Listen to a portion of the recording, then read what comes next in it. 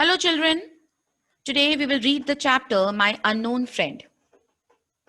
In this chapter, the speaker narrates an incident that takes place while he is traveling by train. A stranger enters the compartment and strikes up a conversation with the speaker as if they are long lost friends.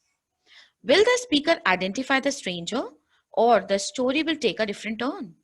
Let's read.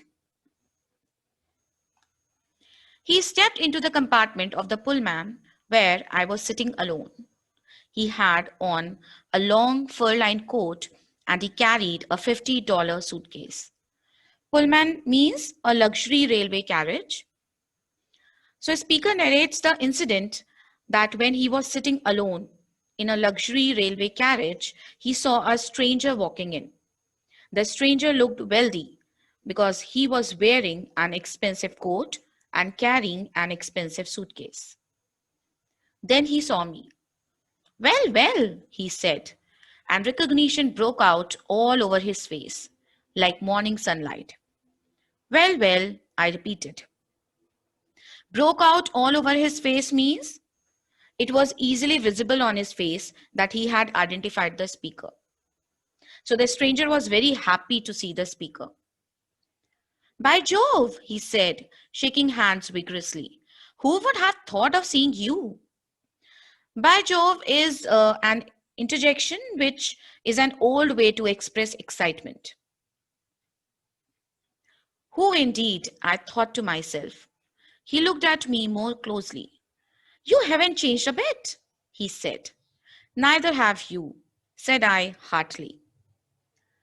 Vigorously means enthusiastically. The stranger greeted him with joy as if he were long lost friends. And all the time I was wondering who he was. I didn't know him from Adam. Didn't know him from Adam means I didn't know him at all. I couldn't recall him a bit. True, I find it very hard to remember people's names. Very often, too. It is hard for me to recall a face, and frequently I fail to recall a person's appearance. And of course, clothes are a thing one doesn't notice. But apart from these details, I never forget anybody, and I am proud of it. But when it does happen that a name or face escapes me, I never lose my presence of mind. A name or face escapes me means when I can't remember the name or recognize the person. And never lose my presence of mind. It means to remain calm and behave normally. Intellect. Intellect means to think wisely. I know just how to deal with the situation. It only needs coolness and intellect, and it all comes right. Here, the speaker is trying to add a bit of humor by saying that he couldn't remember the name, face, appearance, and clothes. Still, he was proud of his ability to remember the person. He also confessed that he had a problem with remembering people's faces and names. But even in such situations, he kept cool and handled the situation with his presence of mind. My friend sat down. It's a long time since we met, he said. A long time, I repeated with something of a note of sadness. I wanted him to feel that I too had suffered from it. But it has gone very quickly. Like a flash, I agreed cheerfully. Strange, he said. How life goes on and we lose track of people and things alter. I often think about it. I sometimes wonder, he continued, where all the old gang are gone to. Lose track of people means we lose connect with people and things alter means that the things change. Old gang.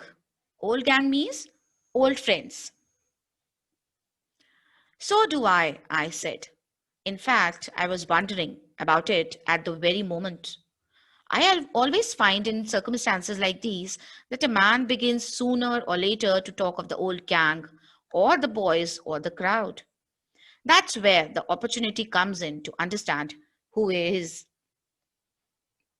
The speaker, who couldn't recognize the stranger but pretended to be his old friend, was happy when the stranger talked about their old friends, as he thought that this would help him to recognize a stranger.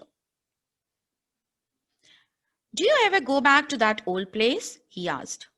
Never, I said firmly and flatly. This had to be absolute.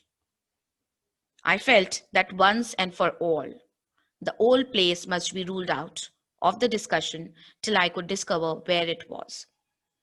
He said he never went back to that old place because he did not know what the old place was, and he did not want to discuss about that topic as he would not be able to remember it. No, he went on. I suppose you had hardly cared to. Not now, I said very gently. I understand. I beg your pardon, he said, and there was silence for a few moments. I beg your pardon means excuse me.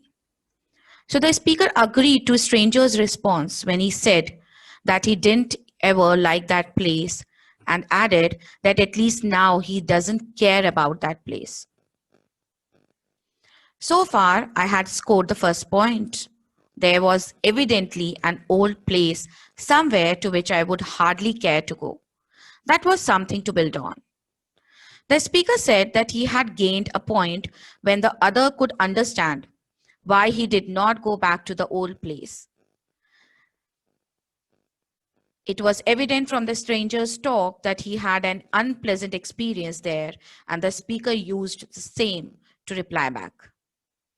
Presently, he began again. Yes, he said. I sometimes meet some of the old boys and they begin to talk of you and wonder what you are doing. Poor things, I thought, but I didn't say it.